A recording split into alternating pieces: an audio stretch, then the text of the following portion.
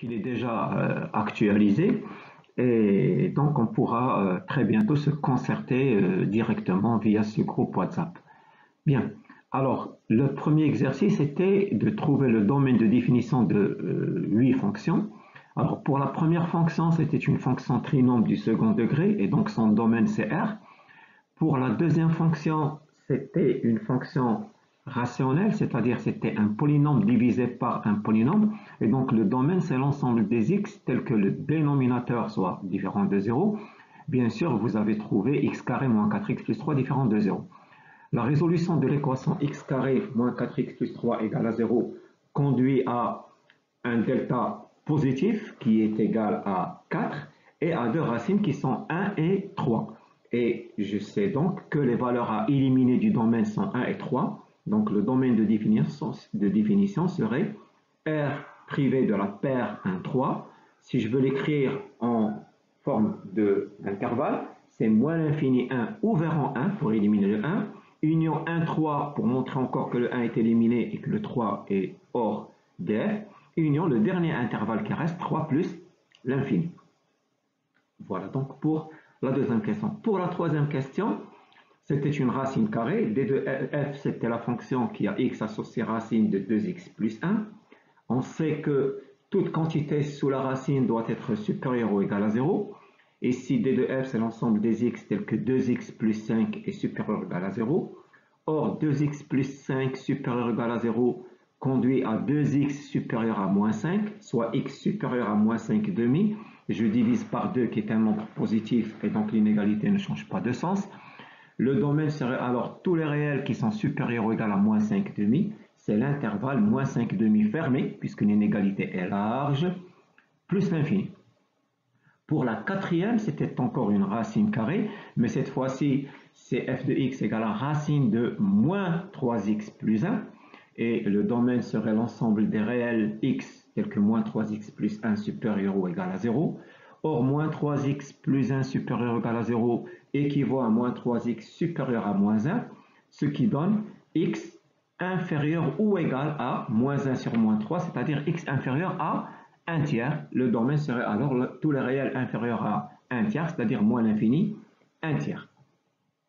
Pour la cinquième question, la fonction f est une racine, mais la racine d'un trinôme du second degré. D de f, donc c'est l'ensemble des x réels tels que 3x carré moins 2x moins 1 est supérieur ou égal à 0. 3x carré moins 2x moins 1 est un trinôme du second degré. Je résous l'équation et après le calcul de delta, je trouve deux racines, 1 et moins 1 tiers. Je sais que 3x carré moins 2x moins 1 a un coefficient a égal à 3, donc il est positif. Et par conséquent, 3x carré moins 2x moins 1 sera positif à l'extérieur des racines, négatif à l'intérieur. L'extérieur des racines, c'est-à-dire de moins l'infini jusqu'à moins 1 tiers et de 1 jusqu'à plus l'infini, c'est donc le domaine de ma fonction. Pour la sixième fonction, c'est encore une racine carrée d'un trinôme du second degré, mais avec un coefficient a cette fois-ci négatif. D de f, c'est l'ensemble des réels x tels que moins 2x carré plus 4x est supérieur ou égal à 0. Je pense que tout le monde a commencé par résoudre l'équation moins 2x carré plus 4x égale à 0. Ici, on remarque que c est égal à 0, il n'y a pas de c dans l'équation, et donc ce n'est pas la peine de calculer un delta. Il suffit de factoriser par x, on obtient x facteur de moins 2x plus 4 égale à 0, ce qui conduit à deux racines, x égale à 0 ou x égale à 2. X égale à 2 est une solution de moins 2x plus 4 égale à 0. Et j'obtiens donc que moins 2x carré plus 4x serait positif entre les racines, puisque ici a est négatif, donc moins 2x carré plus 4x serait négatif à l'extérieur des racines, il serait du signe de a et a est moins 2 à l'extérieur des racines, et ne serait positif qu'entre les racines, c'est-à-dire entre les racines de cette équation qui sont 0 et 2. Et par conséquent, mon domaine de définition, c'est l'intervalle fermé 0, 2. Pour la septième question, c'est encore un trinôme du second degré. C'est donc d de f égale à l'ensemble des réels x tels que x carré moins 2x plus 1 supérieur ou égal à 0. Or, lorsque vous avez calculé le discriminant de ce trinôme, on trouve 16, c'est moins 2 au carré qui est 4, moins 4 fois 5 qui est 20, 4 moins 20 c'est moins 16, et je sais que lorsque le discriminant est négatif, strictement négatif, le trinôme du second degré garde un signe constant qui est le signe de son coefficient a. Et ici, le coefficient a, c'est 1. Comme il n'y a pas de racine, donc x carré moins 2x plus 1 serait du signe de a et donc serait strictement positif. Et donc, mon domaine de définition serait R, puisque la quantité sous la racine est toujours positive. Et je termine par une fonction en fraction avec au dénominateur une valeur absolue. D de f, c'est l'ensemble des x appartenant à R, tel que la valeur absolue de 2x moins 3 est différente de 0. Or, la valeur absolue de 2x plus 1 moins 3 égale 0 donne valeur absolue de 2x plus 1 égale à 3. Je sais que la valeur absolue de a égale à b équivaut à a égale à b ou a égale à moins b, je pense que vous vous en rappelez. Et donc, j'obtiens 2x plus 1 égale à 3, qui conduit à 2x égale à 2, soit x égale à 1, ou 2x plus 1 est égal à moins 3, qui conduit à 2x égale à moins 4, soit x est égal à moins 2.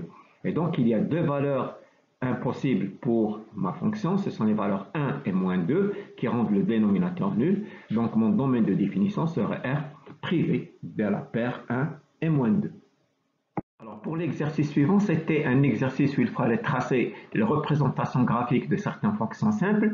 J'ai commencé dans la question 1 et 2 par deux fonctions affines. La première étant f de x égale à 1 demi de x plus 3. La deuxième étant g de x égale à moins 2 tiers de x plus 2. Ce sont deux droites, elles sont tracées là. La courbe de f est en rouge, la courbe de g est en bleu. Je sais que vous n'avez pas de problème pour dessiner des droites. 2 points suffisent pour tracer une droite.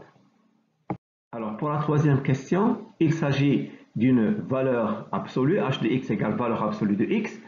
On a donc h de x qui est égal à x et x est positif, et moins x et x est négatif. Par conséquent, comme je l'ai expliqué en cours, il s'agit là de deux demi-droites qui ont la même origine, qui est le point O de coordonnées 0, 0, puisque h de 0 est égal à 0. Sur le côté positif, j'ai une demi-droite qui commence en haut et qui passe par le point A de coordonnées 1, 1, puisque h de 1 est égal à 1.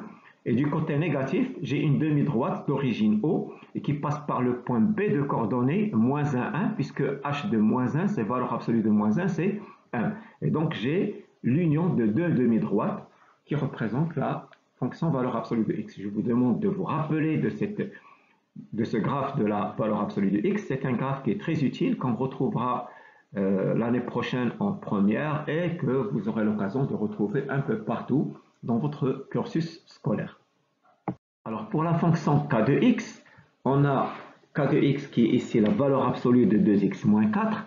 Or, 2x moins 4 s'annule lorsque 2x est égal à 4, c'est-à-dire x est égal à 2. Et par conséquent, k de x serait égal à 2x moins 4 lorsque x est plus grand que 2, puisque dans ce cas-là, 2x moins 4 serait une quantité positive. Et k de x serait égal à moins 2x plus 4 si x est inférieur ou égal à 2, car 2x moins 4 serait alors une expression négative. On a encore deux demi-droites, mais cette fois-ci l'origine change. L'expression de f change en 2, et f de 2 c'est 0, donc les deux demi-droites auront une nouvelle origine qui est le point A de coordonnées 2, 0. Pour x supérieur à 2, j'ai pris l'image de 3, et l'image de 3 donne 2, f de 3 c'est 2 fois 3 moins 4 c'est 6, moins 4 c'est 2, et donc j'ai une demi-droite qui part du point A de coordonnées 2, 0, qui part du point I, l'origine qui est 2, 0, et qui passe par le point B de coordonnées 3, 2, et de l'autre côté j'ai une demi-droite qui part de l'origine I de coordonnées 2, 0, et qui passe par le point A de coordonnées 1, 2. Et donc, voilà les deux demi-droites qui représentent la fonction k de x. Alors, pour la fonction d de x, qui est la différence de deux valeurs absolues, je ne peux tracer cette fonction que si je me débarrasse des valeurs absolues dans l'expression de d de x. Et pour cela, on l'a expliqué dans le cours, on fait un tableau qui permet d'exprimer d de x en valeur absolue. Donc, qu'est-ce que je fais? Je fais un tableau, je cherche le signe de 2x moins 3, puis j'écris la valeur absolue de 2x moins 3 en éliminant la valeur absolue selon le signe de 2x moins 3. Puis je cherche le signe de x plus 1 et je réécris la valeur absolue de x plus 1 sans valeur absolue en tenant compte du signe de x plus 1. Et enfin, je calcule d de x qui est la différence des deux valeurs absolues.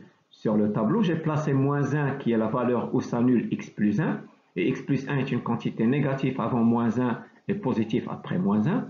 2x moins 3 s'annule en 3 demi qui est 1,5 et elle est positive au-delà de 1,5 et négative avant 1,5.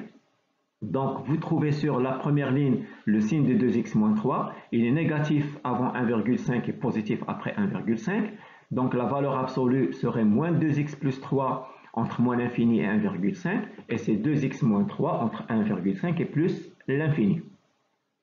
Pour x plus 1, il s'annule en moins 1 et donc c'est là qu'il change de signe. Il est négatif entre moins l'infini et moins 1 et devient positif de moins 1 jusqu'à plus l'infini. Donc la valeur absolue de x plus 1 est égale à moins x moins 1 lorsque x est entre moins l'infini et moins 1 et devient x plus 1 entre moins 1 et 1,5 et entre 1,5 et plus l'infini. La dernière ligne des 2x, c'est la différence des deux valeurs absolues. Dans la première colonne, c'est moins 2x plus 3, moins entre parenthèses, moins x moins 1. Donc c'est moins 2x plus x qui donne moins x. Et 3 moins moins 1, 3 plus 1 qui est égal à 4. Dans la colonne du milieu, j'obtiens moins 2x plus 3, moins entre parenthèses x plus 1. Donc c'est moins 2x moins x qui donne moins 3x, et 3 moins 1 qui donne 2. Et puis dans la dernière colonne, j'ai 2x moins 3, moins toujours entre parenthèses x plus 1, j'enlève les parenthèses, j'obtiens 2x moins x qui est égal à x, et moins 3 moins 1 qui est égal à moins 4.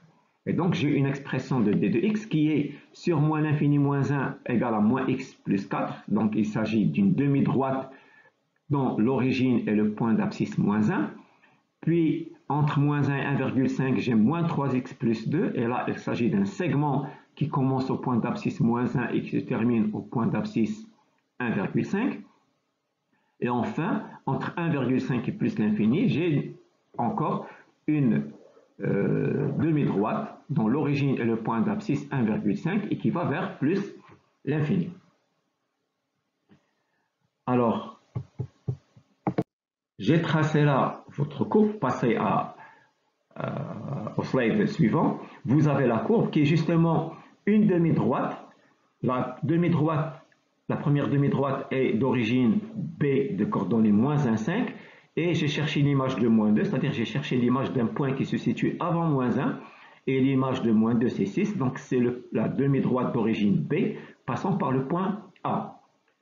Pour la colonne du milieu, j'ai bien dit que c'était un segment. C'est un segment qui commence au point B de coordonnées moins 1, 5 et qui se termine au point C de coordonnées 1,5 et l'image de 1,5 c'est moins 2,5.